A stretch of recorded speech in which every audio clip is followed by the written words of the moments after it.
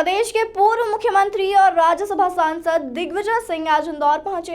इस दौरान उन्होंने पत्रकारों से चर्चा कर भाजपा सरकार और पूर्व राष्ट्रपति रामनाथ कोविंद पर भी निशाना साधा।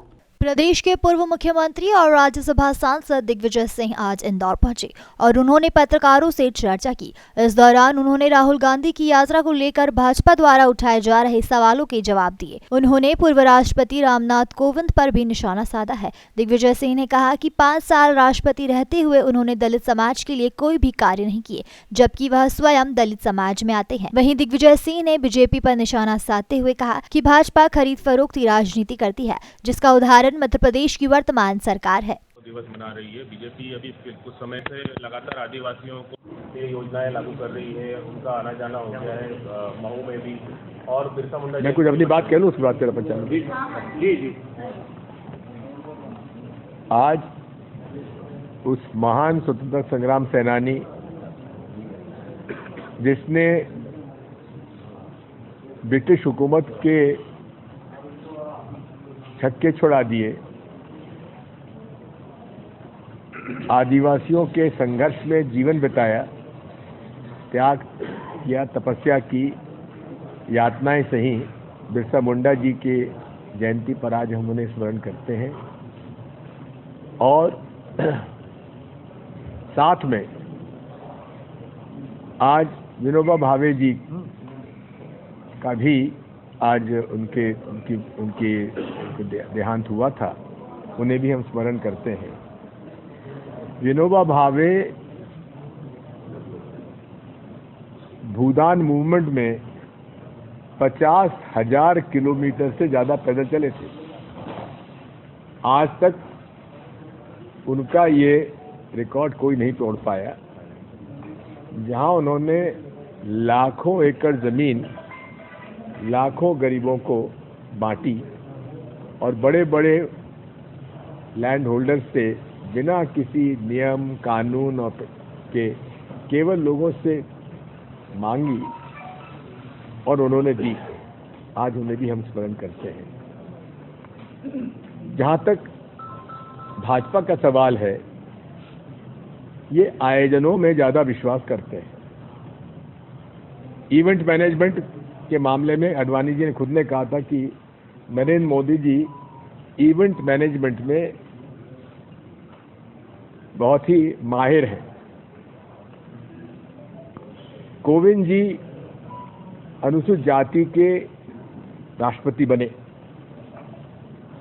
मोदी जी ने उनकी सरकार में अनुसूचित जाति के कौन से नियम, कानून और योजनाएं बनाई, हमें बता दें।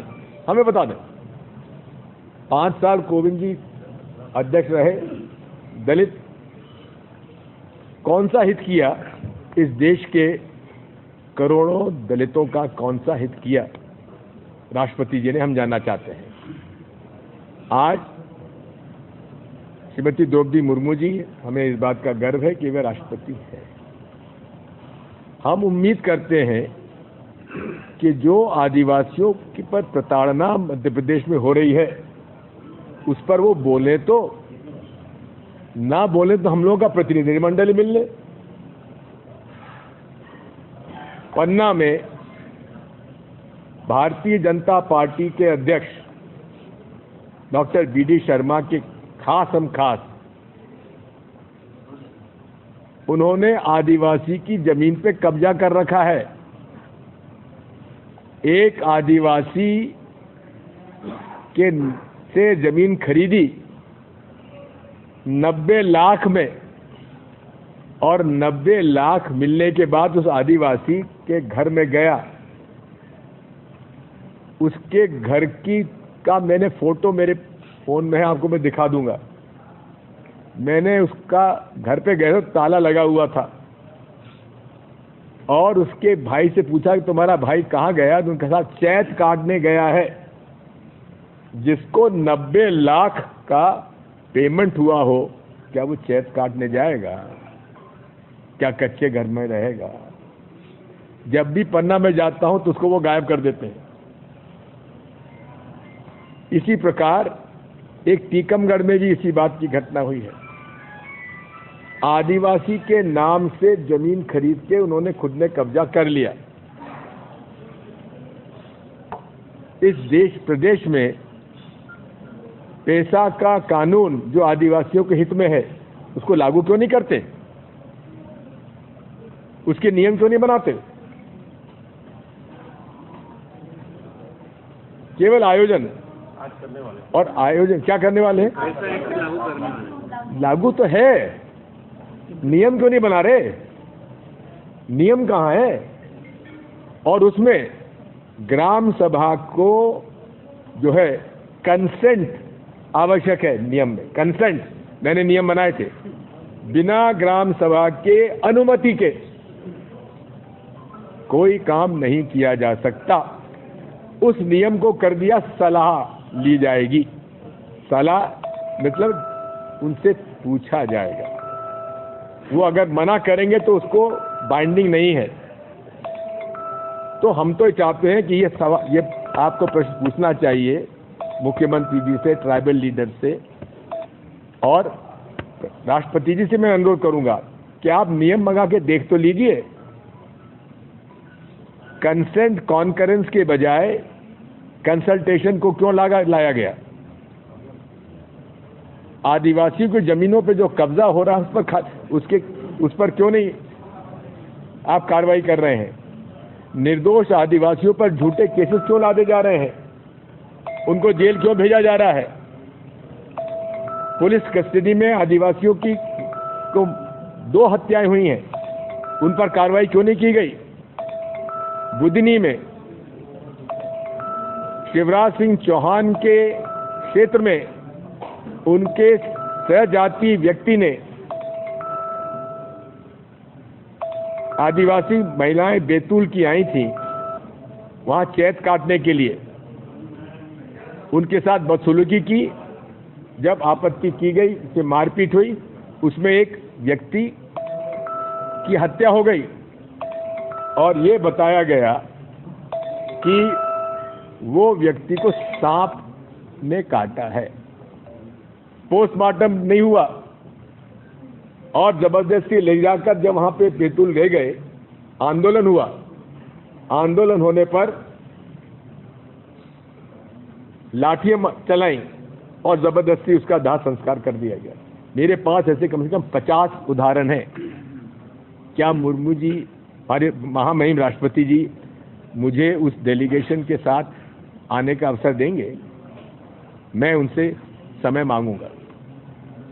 दिग्विजय सिंह ने कहा कि भाजपा ने जो लूट से धन एकत्रित किया है उसे प्रदेश में तोलमोल की राजनीति में इस्तेमाल कर रही है। उन्होंने बीजेपी पर आरोप लगाते हुए कहा कि कांग्रेस से जो विधायक बिकाऊ है वह अब जा चुके हैं और टिकाऊ कांग्रेस में अभी भी मौजूद है। वहीं केजरीवाल और ओवीसी पर निशाना साधते हुए उन्होंने कहा कि आगामी गुजरात चुनाव में बीजेपी सरकार लोगों को भ्रमित कर रही है। दिग्विजय सिंह ने कहा कि केजरीवाल और ओवीसी भाजपा टीम बी के सदस्य हैं। उन्होंने संघ पर भी निशाना साधते हुए कहा कि संघ और ओवीसी एक ही सिक्के के 2 पहलू हैं।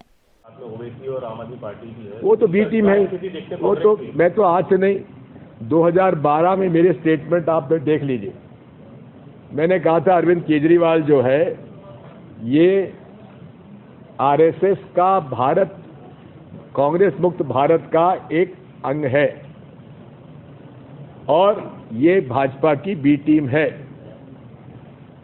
ये केवल वोट काटने के लिए एमआईएम और ये आते हैं और ये पूरे तरीके से, मेरा तो आरोप रहा है मेरे ऊपर, आरएसएस भी मानहानि का दावा करती है और ओवैसी भी मेरे खिलाफ मानहानि का दावा करता है, क्योंकि मैं निष्पक्षता से दोनों की पोल खोलता हूं।